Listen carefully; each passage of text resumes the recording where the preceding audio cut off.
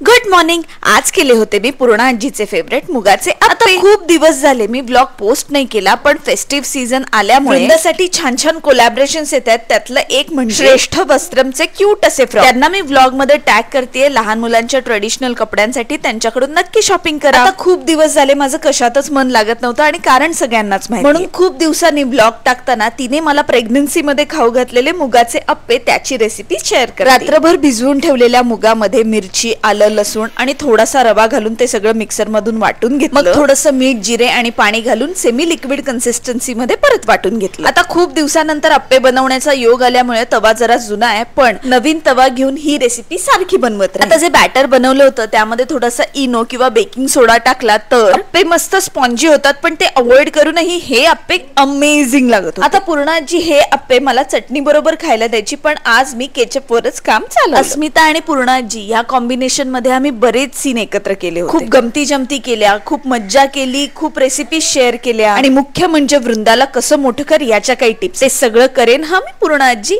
Love you and miss you.